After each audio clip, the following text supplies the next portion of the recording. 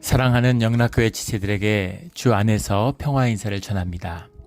오늘은 2023년 4월 5일 수요일입니다.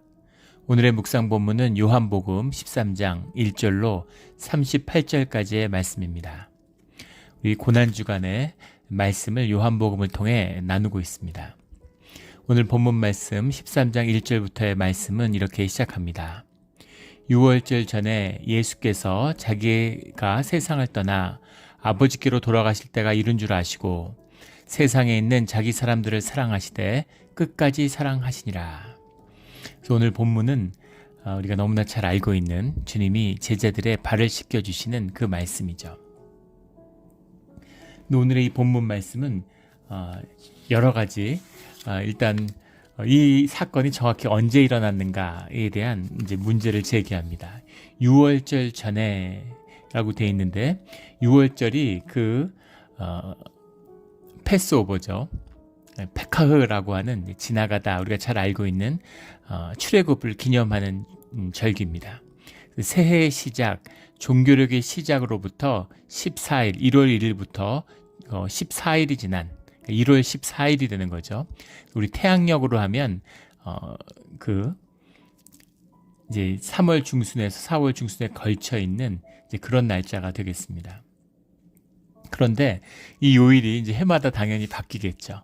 예수님이 돌아가시던 그 해의 6월절은 목요일이었다는 겁니다.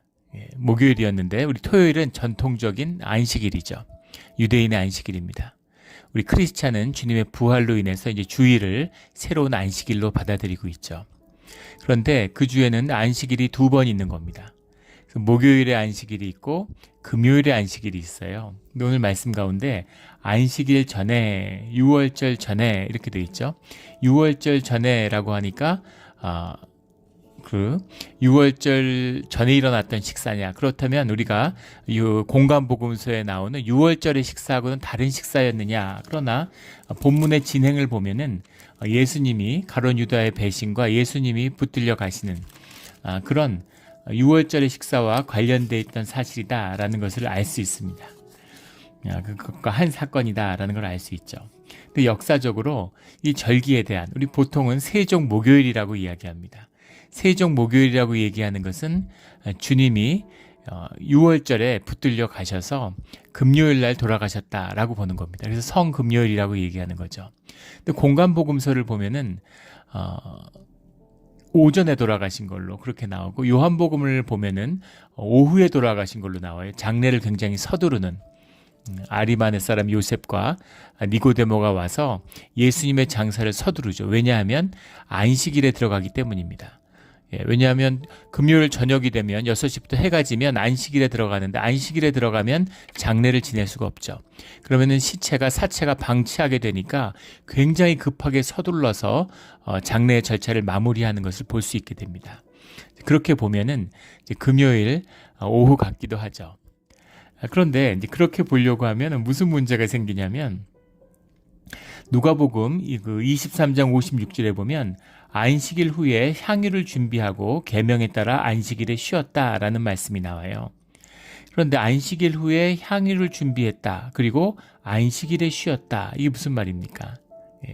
만약에 예수님이 금요일 날 돌아가셨다고 하면 그러면 그 다음 날은 안식일인데 안식일 날 향유를 준비했다? 이게 말이 안 되죠. 그 다음에 계명에 따라서 안식일을 쉬었다? 향유를 준비한 다음에 쉬었다는 이야기인지 아니면 이것을 준비한 다음에 안식일을 새로 맞이했다는 말인지 이런 의문이 들게 되죠. 그리고 그것보다 더 큰 의문을 제기하는 입장이 있습니다. 뭐냐면 주님께서 사흘 만에 부활하셨다고 하는데 금요일날 돌아가시면 이게 사흘이냐라는 겁니다. 금요일날 돌아가셨으면 금토일인데 사흘이 안 되지 않느냐 날수로. 근데 물론 이 사흘이라는 의미가 72시간을 의미하는 것은 아니죠. 우리 성경에 사흘이란 말이 수도 없이 나오죠. 사흘이란 말이 나올 때는 새로운 출발, 새로운 시작, 시간의 중요한 전환 이런 것을 의미할 때 새로운 출발을 의미할 때 늘 사흘이라는 표현이 나옵니다. 그래서 사흘에 부활한다는 건 새로운 절기, 새로운 의미, 새로운 시간성을 의미하는 것이지 72시간을 의미하는 게 아니라는 것을 우리가 알고 있죠. 그런데 주님이 마태복음 12장 40절에서 요나의 말씀을 하시면서 요나와 같이 인자도 밤낮 사흘 동안 계시겠다 이렇게 말씀하셨어요. 밤낮 사흘, 요나가 사흘밤 사흘낮을 있겠다 이렇게 말씀하신 겁니다. 그래서 그 말씀 때문에 예수님이 돌아가신 것이 금요일이 아니라 수요일이다 이렇게 주장하는 분들이 계신 겁니다. 근데 목요일이라고 주장하는 분도 계세요. 근데 수요일날 돌아가셨다고 수요일날이 붙들려 가셔서 목요일날 돌아가셨다는 거죠. 근데 그렇게 의미를 보면은 시간적인 순서들이 맞습니다. 시간적인 순서들이 맞고 사흘날 사흘밤도 지켜지죠. 온전한 사흘이 되고 또 우리 마가복음 8장 31절에 나오는 3일 후에라는 말 on the third day 영어로 이렇게 해석하는데 정확한 의미는 after the 3 days입니다. 3일이 지난 뒤에 네 번째 날을 의미하는 그런 의미인 것이죠. 그래서 목요일도 안식일이었고 토요일도 안식일이었다는 겁니다. 그래서 사실은 문맥적으로 보면 수요일 날 돌아가셨다는 말이 맞는 것 같아요. 그러면 이야기가 앞뒤가 더 잘 맞습니다. 그런데 또 그렇기 때문에 문제는 무엇이냐면은 누가복음 24장 21절에 나오는 엠마오로 가는 제자들의 주님이 부활하신 날 주님과 동행했죠. 엠마오로 가는 두 제자가. 그런데 그날이 3일째였다라고 분명히 얘기하고 3일째였다고. 그런데 만약에 수요일날 붙들려가서 돌아가시게 되면 나흘째가 되죠. 또 이런 이제 충돌이 있습니다. 의미가 굉장히 중요한 것이지 않을 수도 있어요. 이 의미의 뜻을 새기는 것이니까. 근데 중요한 것은 우리가 목요일과 토요일이 모두 다 안식일이었다는 겁니다. 수요일날 붙들려 가셔서 안식일에 그 식사, 목요일이 6월절이었는데 6월절의 식사를 사실은 목요일날 저녁에 6시 이후에 하는 거죠. 그런데 주님이 6월절에 돌아가실 걸 아시고 그리고 수요일날 저녁에 식사를 하루 앞당겨 하시는 거죠. 그래서 그 식사를 하시다가 목요일날 아침에 또는 목요일날 수요일날 저녁에 붙들려 가서 목요일 오전이나 목요일 오후에 돌아가셨다. 이렇게 이야기를 하면 안식일 후에 향유를 준비할 수 있겠죠. 왜냐하면 금요일이니까 향유를 준비하고 안식일 후에 모든 걸 준비할 수 있는 겁니다. 6월절도 안식일이고 이제 전통적인 주일의 안식일이 있으니까. 그리고 금요일날 준비를 마친 다음에 계명에 따라서 토요일날 안식일날 쉬었다 이렇게 해석할 수 있겠죠. 그러나 같은 그러니까 이렇게 해석해도 이제 뜻이 통할 수 있는데 중요한 것은 우리 교회에서 전통적으로 금요일을 성금요일로 받아들였다는 겁니다. 우리가 거기에 따라서 절기를 맞추는 것이죠.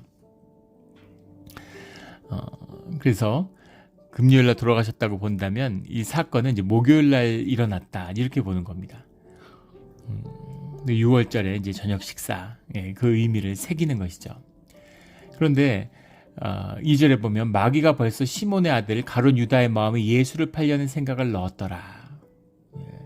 주님이 자기의 사람들을 사랑하시되 끝까지 사랑하시니라. 주님이 그 사랑을 6월절이 마지막이고 이때 주님의 뜻이 이루어진다는 것을 분명히 다시 한번 확인하셨다는 거죠. 주님 안에서.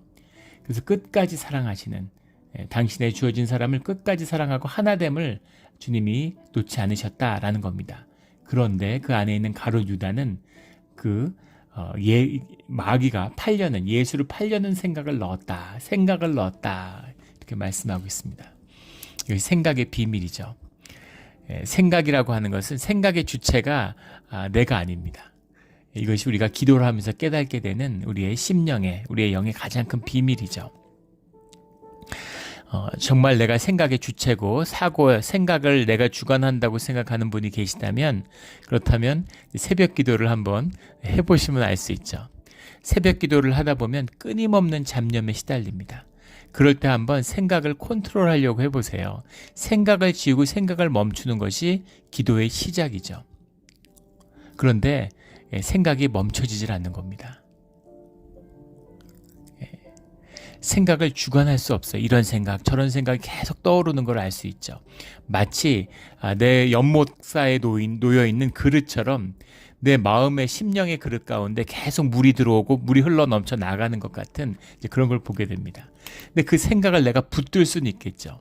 그 생각을 내가 붙들고 이게 내 생각이라고 생각을 하는 겁니다. 생각은 선한 것이 아니에요. 그래서 우리가 기도할 때 생각을 멈추고 우리 마음 가운데 계속 생각이 흘러가는 것을 보게 되면 여러 생각이 떠오르지만 그 생각이 내 안에 머물지 않고 그냥 흘러가는 것을 보게 되죠. 그래서 내 심령, 내 심혼과 내 생각이라는 건 다르다라는 것을 알 수 있는 겁니다. 그렇다면 예수를 팔려는 생각을 넣었다라고 하는 팔려는 생각을 마귀가 넣는 것입니다. 그런데 그 생각을 붙들고 그것이 가룟 유다를 주장하는 가룟 유다의 행동을 이끌어가는 그런 생각이 되었다는 거죠. 그것은 팔려는 마음, 주님을 버리는 그 마음이 가룟 유다 안에 있었다라는 사실을 보게 되는 거죠. 이 말씀이 중요한 것은 우리가 주님의 영을 받은 주님의 호흡을 불어넣어서 하나님의 형상 가운데 주님의 영을 받은 자들이에요. 마귀가 우리 영을 컨트롤하고 내 영이 원치 않는데 내 영을 마음대로 조종하고 이렇게 할 수는 없다는 겁니다. 귀신 들렸다고 하는데 귀신 들린 사람들이 있죠. 근데 멀쩡하게 살아가는데 갑자기 귀신이 그냥 들어와 버리고 이럴 수 없어요. 우리의 영이 우리의 삶을 지킵니다. 그런데 내가 그 귀신을 받아들이면 내가 마음 문을 열어서 그 귀신을 영접하면 그때 귀신이 들어오게 되는 것이죠. 귀신과 하나 되는 시간이 필요하다는 겁니다. 인격이 융합되는 마치 성령과 하나 되기 위한 교제와 우리가 성화의 시간이 있는 것처럼 그런 마귀에게 넘어간 마음, 그 마음이 있었기 때문에 이때 그 생각을 넣었을 때 그 생각에 붙들리게 되었다라는 것이죠. 3절에 저녁 먹는 중 예수는 아버지께서 모든 것을 자기 손에 맡기신 것과 또 자기가 하나님께로 오셨다가 하나님께로 돌아가실 것을 아시고 오늘 아시고라는 말씀이 반복되고 있습니다. 돌아가실 때가 이른 줄 아시고 주님이 모든 것을 이루어야 되는 것을 아시고 마지막 때를 주님이 이루시는 주님의 소명을 그리고 이제 그 사랑하는 사람들을 떠나야 될 때가 되었다는 것을 아셨다는 거죠. 그래서 그것을 아시고 이제 마지막 그 시간을 기념하는 6월절, 새로운 6월절의 시작이죠. 그 6월절의 만찬을 나누시는 겁니다. 그 잡수시던 자리에서 같이 식사를 하고 있는데 유대인들이니까 6월절에 식사를 했겠죠. 그런데 그 식사를 하다가 갑자기 겉옷을 벗고 수건을 가져다가 허리에 두르고 겉옷을 벗으셨어요. 수건을 허리에 둘렀는데 이게 보통 종이 주인의 발을 씻길 때 밖에 걸어갔다가 이제 외출했다 돌아오면 종이 이렇게 발을 씻긴다고 하죠. 그런데 이 지금 마가의 다락방에 모인 이 사도들의 모임, 주님의 제자들의 모임 가운데는 마가의 집에는 종이 없었던 거죠. 발을 씻겨줄 사람이 없었기 때문에 그냥 모여서 같이 식사를 하고 있는데 주님이 물을 떠다가 대야에 물을 떠서 제자들의 발을 씻으시고 그 두르신 수건으로 닦기를 시작하여 굉장히 제자들이 당혹했겠죠. 종이 주인을 섬기는 그런 모습으로 가장 낮은 모습 아니겠습니까? 노예의 모습이잖아요. 그 사회에서 가장 낮은 자의 모습을 주님이 취하시는 거죠. 모두 놀랐을 겁니다. 당황했겠죠.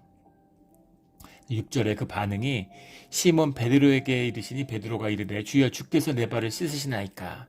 이런 일이 있을 수 있겠습니까? 주님 이게 무슨 일입니까? 이제 이런 말씀인 거죠. 8절에 내 발을 절대로 씻지 못하시리라.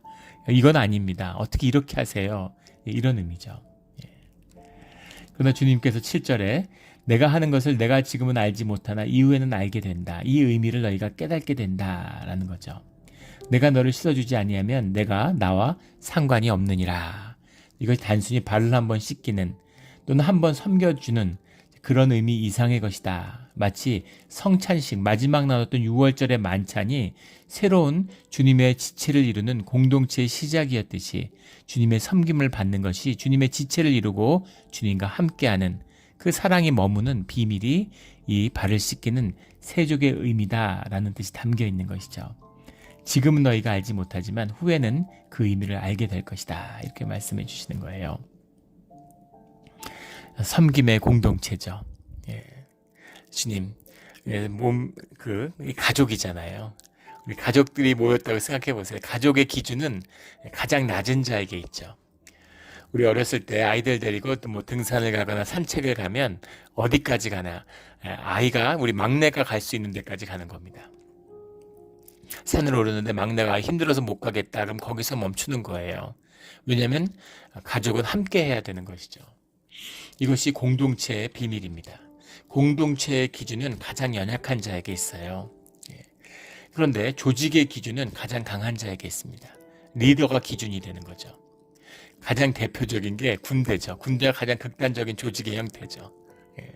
전쟁 영화 많이 보셨을 거예요. 예전에도 나눈 적이 몇 번 있었는데 고지를 점령하러 가는데 병사가 쓰러집니다. 총에 맞고. 그럼 병사가 막 고통스러워하면서 나를 버리고 전진하라고, 고지를 향해 전진하라고 막 얘기를 해요. 그러면 막 안 된다 그러면서 뭐 이중사 일어나 막 이러고 막 어쩔 줄 모르는데 빨리 가십시오 소대장님 막 이러잖아요. 결국은 어떻게 되나요? 버리고 가죠. 왜냐하면 고지를 점령하는 게 먼저기 때문입니다. 그런데 가족이면 등산을 하는데 막내가 힘들어서 못 가겠어요. 막내 버리고 가나요? 그런 가족은 없죠. 가장 연약한 자가 기준이 되는 겁니다. 그게 공동체의 비밀이에요. 가족의 비밀입니다. 이게 교회의 비밀이에요. 교회를 섬기다 보면 공동체의 의미를 오해하는 분들이 많습니다. 잘 이해하지 못하는 분들이 있어요. 그래서 교회가 선한 일을 하는 조직같이 생각하는 거죠. 무슨 선교 조직같이. 그래서 왜 교회가 이거밖에 안 되냐, 교회가 왜 이렇게 굶뜨냐, 교회가 왜 이런 식으로밖에 못하냐 답답해하는 분들이 나옵니다. 열심히 있는 분들이 특히 그렇죠. 근데 교회가 어디로 가는지, 교회가 무엇인지를 잘 모르기 때문이에요. 교회는 기다리는 것입니다. 교회는 가장 낮은 자리에서 섬기는 곳이에요. 교회는 내 자신을 십자가에 못 박고 내가 아닌 주님으로 살아가는 그곳입니다. 주님이 이 땅에 오신 그리스도가, 하나님이신 예수 그리스도가 노예의 자리에 취해서 발을 씻기시는 겁니다. 그리고 주님이 말씀하시죠. 내가 너희에게 행한 것을 너희가 행해야 된다. 너희도 서로 발을 씻어주는 것이 옳으니라. 이렇게 말씀하고 계시는 겁니다. 너희가 이것을 알고 행하면 종이 주인보다 크지 못하고 보냄을 받은 자가 보낸 자보다 크지 못하나니, 그것을 알고 낮은 자리에서 섬기는 것이 얼마나 귀한 것이고 복된 것인지를 너희가 알고 섬긴다면 그것이 너희에게 복이 된다. 주님과 함께하는 것이다. 이런 말씀인 거죠. 주님이 함께하세요. 주님이 내가 배고플 때 음식을 주었고 목마를 때 물을 주었다. 우리가 언제 그랬습니까? 너희 중에 가장 연약한 자에게, 약한 자에게 한 것이 나에게 한 것이다. 라고 주님이 말씀하시죠. 이것이 공동체가, 교회가 시작되는 비밀입니다. 너희는 다투면 안 돼. 너희는 공동체를 이루어야 돼. 너희는 교회를 이루어야 돼. 너희는 주님의 지체가 돼야 돼. 그 비밀이 사랑이고 그 사랑의 비밀이 섬김이다 라는 것을 말씀하고 있는 것이죠. 섬김입니다. 섬기는 것이죠. 또 하나 주님이 이 발을 씻겨주신다 그러니까 9절에 시몬 베드로가 이르되 주여 내 발뿐만 아니라 손과 머리도 씻어주시옵소서. 그게 씻어주시는 의미가 있다면 온몸을 다 씻기를 원합니다. 주님이 온몸이 깨끗하다 이렇게 말씀하세요. 너희가 깨끗하나 다는 아니라 이렇게 말씀하십니다. 이 말씀엔 여러 가지 의미가 있겠죠. 11절에 나오는 것처럼 자기를 팔 자가 누구인지 아심이라. 너희들이 온전한 공동체, 순전한 공동체를 아직 이루지 못했다 라고 하는, 너희 가운데 경쟁하는 마음이 있구나, 너희가 아직 하나 되지 못했구나 라고 하는 그런 마음이죠. 12명이 하나 되지 못했죠. 그것을 말씀하시는 것이 분명히 있습니다. 또 이 말씀 가운데에서는 너희가 주님의 말씀으로, 주님과 함께함으로 주님의 의롭게 하심을 받았죠. 그런데 세상에 살아가는 자라는 겁니다. 세상에 산다는 것이 죄 가운데 살아간다는 거죠. 세상에 살아간다는 것이 악의 권세 아래 살아간다는 의미입니다. 그런데 그 가운데에서 우리가 온전한 깨끗함을, 온전한 성화를 이룰 수 없습니다. 아무리 노력해도 그게 안 되죠. 근데 그것을 이룰 수 있는 것이 주님이 동행하심으로, 또 주님만이 우리의 온전한 의롭다 하심을 받으시며 이루어 주시는 분이라는 사실이 이 뜻 가운데 들어있죠. 열심히 깨끗해지려고 해도 깨끗해지지 않아요. 제가 예전에 수도원에 가서 있을 때 이제 밭 농사를 짓는데 그날따라 왜 그랬는지 몇 달 지났을 때인데 원장님이 밭 농사를 하다 저를 유심히 보더니 조형제 이러면서 조형제는 깨끗해지고 싶으냐고 깨끗해질 수 있을 것 같으냐고 이렇게 물어보시는 거예요. 그래서 제가 깨끗해질 수 없습니까? 이렇게 되물었습니다. 그러니까 웃으시면서 사람은 깨끗해질 수 없다고 그렇게 얘기하시더라고요. 깨끗해질 수 있다고 생각하면 마귀의 계계에 넘어간다. 마귀를 이길 수 없다. 이렇게 얘기하셨어요. 그때는 잘 이해를 못했는데 그 의미를 이제는 알 것 같습니다. 인간이 깨끗해질 수 없습니다. 깨끗해지겠다, 깨끗해졌다 이러면 대제사장 바리새인이 되는 거죠. 세상에서 제일 썩고 더러운 인간이 되는 거예요. 오직 우리를 깨끗하게 해주실 수 있는 분은 주님밖에 없습니다. 전적인 타락, 전적인 은혜죠. 이것만이 구원의 길이다 라는 뜻이 들어있는 것이죠. 너희가 깨끗하나 다는 아니니라. 깨끗하죠. 주님의 죄사함을 받았고 깨끗하게 살려고 노력합니다. 그러나 온전히 다는 아닌 것이죠. 그 다를 이룰 수 있는 비밀, 이것은 주님께 있는 것입니다. 이 깊은 뜻을 깨달아 주님 안에서 주님이 동행하셔야 돼요. 동행하시는 비밀이 사랑과 섬김에 있다라는 그 말씀이죠. 사랑과 섬김으로 주님 안에서 온전한 교회를 이루어가는 우리 몬트레이 영락 공동체가 되기를 주의 이름으로 축원합니다. 그 말씀인 거죠. 21절에 가면 예수께서 이 말씀을 하시고 심령이 괴로워 증언하여 너희 중에 하나가 나를 팔리라 이렇게 말씀하십니다. 26절에 예수께서 대답하시되 내가 떡 한 조각을 적셔다가 주는 자가 그니라. 예수 중에 하나 곧 그가 사랑하시는 제자가 예수의 품에 의지하여 누웠는지라. 사도 요한이겠죠. 23절에 나오는 누웠다는 의미가 이렇게 뭐 사람한테 기대고 있다 이런 의미가 아니라 그 시대에는 왼손팔을 한쪽 손에 기대고 옆으로 이렇게 누워가지고 그렇게 식사를 하는 것이 유대인의 식사의 방법이었다 그러죠. 이건 아마도 이제 로마인들에게서 받았을 거예요. 로마인들도 그렇게 식사를 하죠. 지금 남아있는 로마의 유적 같은 데 보면 식사 테이블이 옆으로 눕는 테이블로 되어 있습니다. 한쪽만 이렇게 기대는 데가 되어 있고 그래서 저기 앉아서 어떻게 식사를 하나 싶은데 옆으로 이렇게 기대가지고 한쪽 팔을 턱걸이에 얹어놓고 옆으로 기대서 먹는 거죠. 그렇게 식사를 했다고 그래요. 그렇게 식사를 하니까 이제 그렇게 예수님이 가장 옆에 앉아 있었던 거죠. 그걸 물어보시는데 주님이 누가 예수님을 팝니까? 라고 다 두려워하는 거죠. 나는 아니겠지 이렇게 생각하는 거죠. 떡 한 조각을 적셔다가 주는 자, 이 떡이 뭡니까? 그냥 밥 먹는 게 아니죠. 유월절의 만찬이에요. 주님의 몸과 피입니다. 이 성찬으로 인해서 하나됨이죠.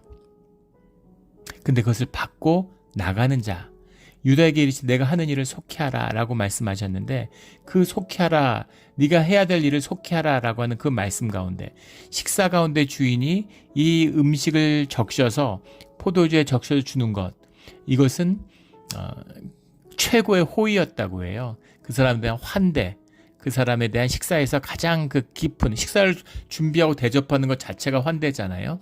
근데 그렇게 음식을 권하는 것 자체가 굉장한 그 환대와 초청의 의미가 더 새로워지는 것이라는 거죠.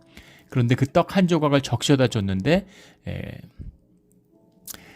그것을 받자마자 사단이 속에 들어간지라. 주님의 이 성찬의 떡을 받았다는 의미가 뭡니까? 우리가 이제 부활절이 되면 성찬식을 할 텐데 그 앞에 앞서서 회개하고 주님께 돌이키죠. 종교의 예식이 아닙니다. 그게 무슨 의미가 있겠어요?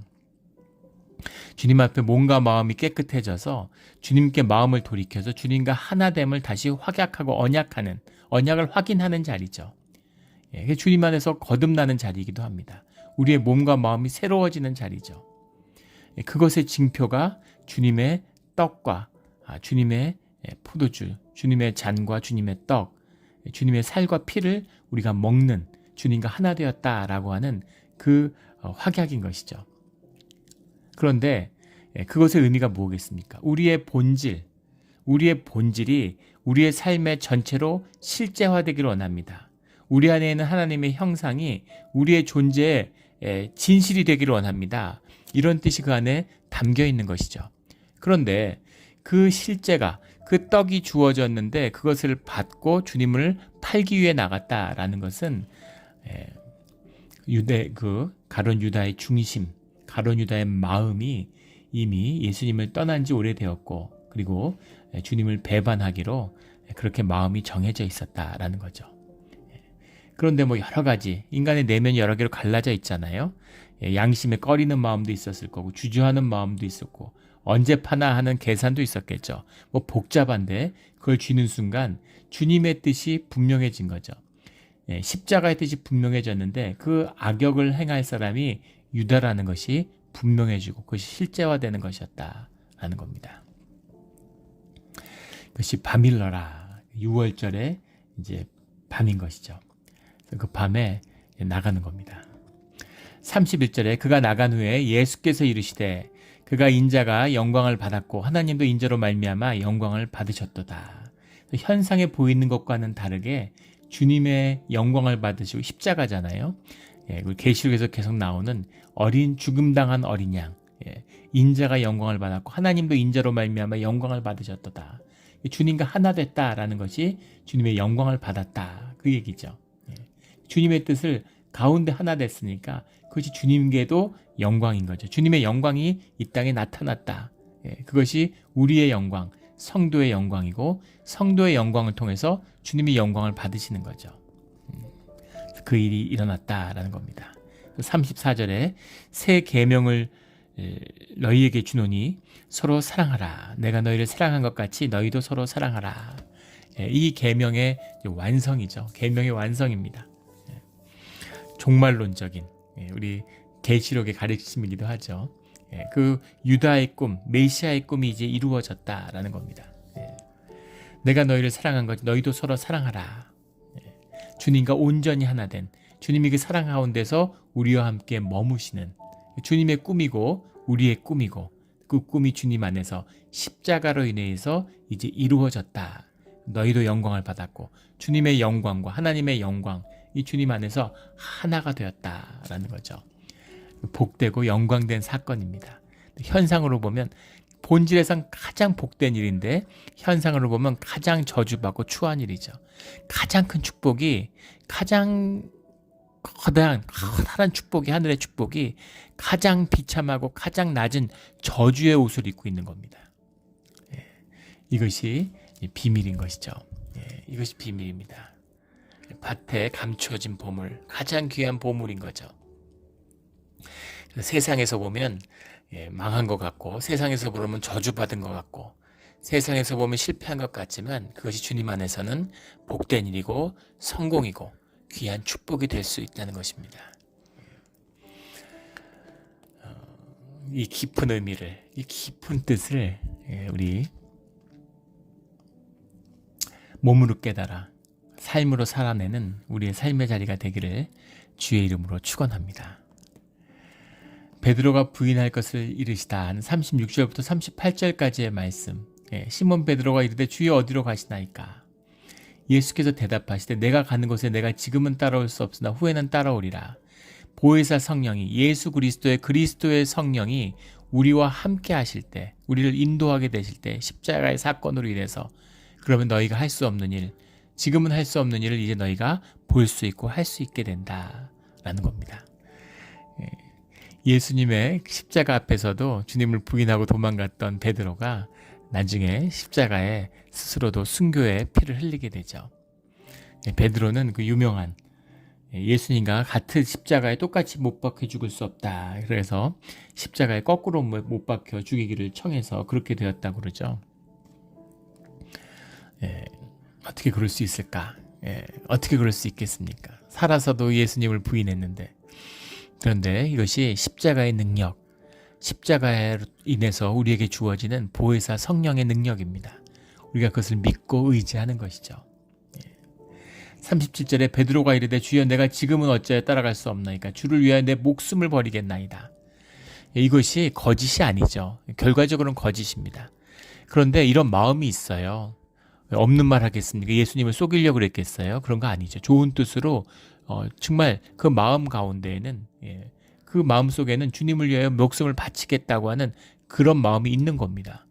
근데 문제는 그럴 능력이 없는 거죠. 예. 그럴 수 있는 힘이 없는 겁니다. 그게 진실이에요. 이게 우리의 진실입니다. 이게 우리의 본질이에요.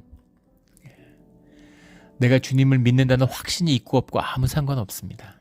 확신이 있으면 뭐예요? 내가 확신이 있고 내가 섬겨드리고 내가 믿고 내가 높여드리고 내가 마음에 안 맞으면 다시 낮추고 안 맞으면 안 믿고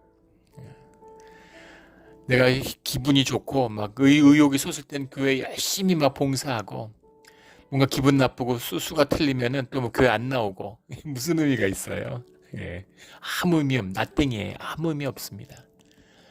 주님을 믿는다고 하는 그 믿음에 대한 확고한 확신은 내가 가지는 것이 아니라 주님이 가지시는 거죠. 주님이 우리에게 주시는 겁니다. 주님 안에서 주님이 우리를 붙들고 계시는 거예요. 그 붙들고 계시다는 게 무슨 내 마음 나도 모르는데 내가 붙들림을 받았는지 안 받았는지 내가 주님과 하나인지 아닌지 내가 어떻게 합니까? 그 비밀이 바로 너희가 나를 사랑한 것 같이 너희가 서로 사랑하라 라고 하는 이 교회의 비밀, 공동체의 비밀이라는 것이죠. 너희가 나를 사랑하면 너희 이웃을, 모든 지체를 주님의 창조의 섭리 안에서 피조물을 사랑하게 된다는 겁니다. 내가 주님을 사랑하는데 집에 있는 막 개를 학대하고 이럴 수 있나요? 거짓입니다. 그럴 수 없다는 거예요. 주님의 사랑을 받고 주님의 사랑으로 사랑하는 자들. 인간의 육신의 사랑이 있죠. 육신의 욕구가 있습니다. 사람으로 막 묶으려고 그러고 내 자식을 내가 자식 사랑하지 않는 사람이 어디 있겠어요. 그런데 범죄자들의 95%가 왜 그렇게 됐냐, 네가 왜 이런 나쁜 사람이 됐느냐, 부모 때문이라고 얘기하는 사람이 20명 중에 19명이라는 거 아닙니까? 교도소에 있는 사람의 95%가 부모가 날 이렇게 만들었다고, 부모가 범죄자 되고 평생 감옥에 있기를 바라고 그렇게 만드는 부모가 어디 있겠어요. 그러면은 그 사람들이 지가 잘못해놓고서 부모 핑계대나 제일 깊은 상처를 주고 삶을 좌절시키고 버림받게 만든 게 또 부모인 것이 맞죠. 자식을 갖다 버리고 자식을 학대하고 이런 사건들이 넘쳐나는 세상이잖아요. 그게 아니더라도 잘해준 것 같고 자식을 묻고 또 묻고 그런 걸 의미하는 것이 아니죠. 주님께 받은 주님의 사랑으로 사랑하는 것입니다. 그게 사실 진짜 사랑이에요. 우리가 사랑으로 착각하는 거지. 진짜 사랑, 주님이 주시는 그 사랑을 받아서 주님의 사랑으로 사랑하는 겁니다. 생명의 생수를 마시는 거죠. 그럼 목마름이 없습니다. 인간의 사랑이라는 건 콜라 같은 거죠. 바닷물 같은 거. 마실 땐 시원한 것 같아도 마실수록 점점 더 나빠져요. 권사님이 그런 얘기 하시더라고요. 우리 부끄러운 기억이죠. 예전에 우리 몬트레이 교회가 사람들에게 손가락질 받고 막 맨날 싸우고 이럴 때, 근데 그 전에 좋았다는 거예요. 사람들 맨날 집집마다 이 집에서 모이고 저 집에서 모이고 형님하고 하면서 진짜 잘 모이고 다 막 의형제 맺고 그렇대요. 근데 그랬던 분들이 다 원수지고 서로 싸우고 미워하고 그렇게 됐다고. 그래서 인간적으로 친해지고 인간적으로 정을 나누는 게 좋은 게 아니구나 하는 걸 알았다. 이런 고백을 제가 토요일 날 우리 커피 브레이크 타임 때 그런 고백을 들었습니다. 진실한 고백이죠. 인간적으로 아무리 좋은 시간 보내고 시간 많이 보내도 끝이 좋지 않습니다. 우리가 선한 아름다움으로 영원히 좋은 관계를 유지하면서 같이 주님의 사랑을 나눌 수 있는 비밀은 주님과 하나 되는 거예요. 그게 교회의 비밀입니다. 종교 기관으로서, 종교 제도로서의 교회가 아니라 진짜 교회, 하나님의 지체를 이루는 사랑의 공동체를 이루는 것, 이것이 주님과 함께하는 비밀이다라는 거죠. 그 가운데 주님의 능력이, 십자가의 능력이 우리의 삶과 존재를 주장하는 것입니다. 내가 주를 위해 목숨을 버리겠나이다. 38절에 닭 울기 전에 내가 3번 나를 부인하리라. 주님이 이렇게 말씀하시죠. 주님은 진실을 보시니까, 그렇다고 주님이 정죄하시는 게 아니에요. 뭐라 그러시는 게 아닙니다. 이게 실제예요. 이게 진실입니다. 우리 존재의 진실이에요. 우리가 주님을 위해서 목숨을 버리고 싶은 마음이 있죠. 그것도 우리의 작은 진실이지만 우리의 온전한 진실, 우리의 삶의 진정한 진실은 뭐냐면, 해가 지기 전에, 닭이 울기도 전에, 해가 뜨기도 전에 내가 주를 3번 부인하게 되는 그것이 우리의 삶이고 우리의 존재라는 겁니다. 무슨 희망이 있겠어요? 여기 무슨 소망이 있겠습니까? 이것의 소망을 갖고 우리의 삶을 새롭게 할 수 있는 유일한 희망, 이것이 주님의 십자가밖에 없는 것이죠. 그 십자가가 교회의 비밀입니다. 종교의 거짓을 깨고 십자가의 진실을, 십자가의 사랑을 살아내는 선한 주님의 교회, 우리 몬트의 영락 공동체가 되기를 예수 그리스도 이름으로 축원합니다. 아멘. 기도드리겠습니다. 하나님 아버지 감사합니다. 우리가 주님을 믿고 따르면서 너무 좋아서 정말 우리가 뭐든지 할 수 있을 것 같았습니다. 그런데 삶으로, 믿음으로 삶을 마주할 때, 말씀으로 삶과 부딪힐 때 우리가 얼마나 연약하고 못난 존재인지를 만나게 됐습니다. 깊이 실패하고 깊이 좌절하고 깊이 절망했습니다. 그 끝에서 주님의 십자가를 만났습니다. 내 에고는 죽어야 되는 것임을, 내 에고에는 소망이 없음을, 내 에고가 악의 뿌림을 알았습니다. 주님과 함께 십자가의 나를 못 받고 내가 아니라 주님이 사는 그런 복되고 축복의 삶이 시작되기를 소원합니다. 주님 함께하여 주시옵소서. 주님 감사합니다. 주님의 십자가가 아니었으면, 주님이 아니었으면 내 삶에 아무런 희망이 없었음을 이제는 압니다. 주님 영원토록 함께하여 주시고 늘 주님의 능력 가운데 주님께만 의지하는 그런 진실한 삶의 자리가 되게 하여 주시옵소서. 감사하며 예수 그리스도의 이름으로 기도드렸습니다. 아멘.